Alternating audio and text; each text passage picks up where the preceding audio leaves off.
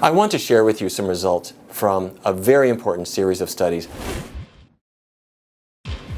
In 2003, the National Institutes of Health funded the Physicians Committee to study head-to-head a low-fat vegan diet and a more conventional diabetes diet for people who had type 2 diabetes. Up until that point, people were saying, okay, well, if you have diabetes, that means there's too much sugar in the blood. Don't eat sugar. Don't eat too much carbohydrate that turns to sugar. If you need to lose weight, cut calories. That was the conventional diet.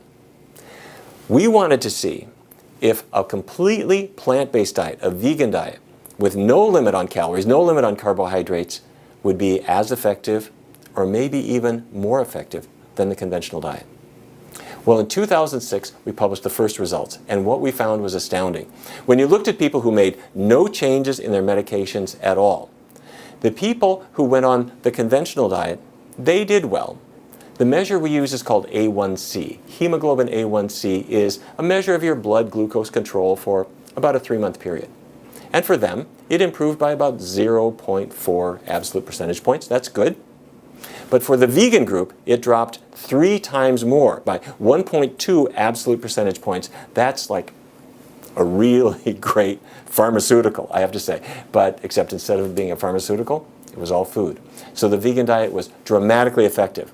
The next question was, what happens when people follow it over the long term?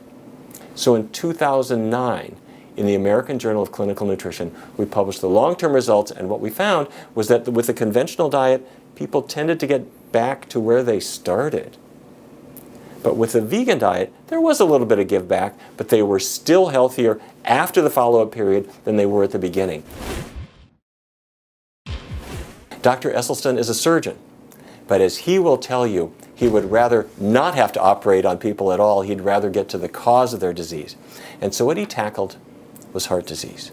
He brought in people who had existing heart disease, and I'm not talking about I've got a high cholesterol level, I'm at risk. These were people who had heart disease now. They were at risk of premature death, and many of them were on medications, a list as long as your arm. And what he said is, let's go to the cause. The cause is the cholesterol, the animal fat that's in meat, in dairy products, even fish.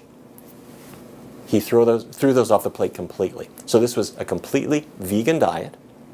And over time, he found that as people are getting away from those foods and they're enjoying the greens and the beans and the healthy vegan foods that have no cholesterol and no animal fat, something happened in their bodies.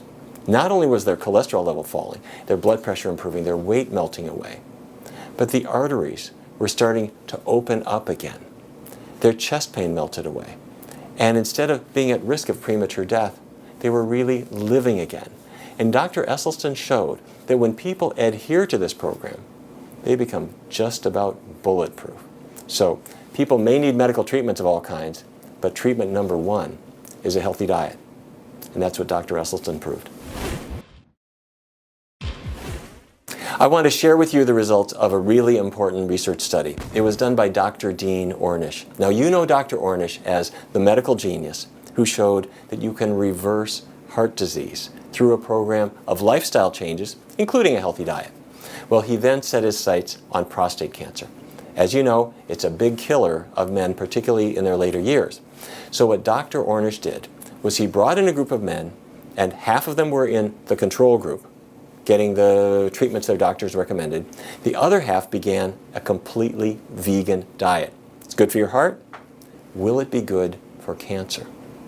Now, what he found was that among the people who were in the control group, about 6 of them couldn't wait anymore. They had to go ahead and have treatment before the study was over. I mean, they had to have surgery or they had to have radiation because their cancer was progressing too quickly.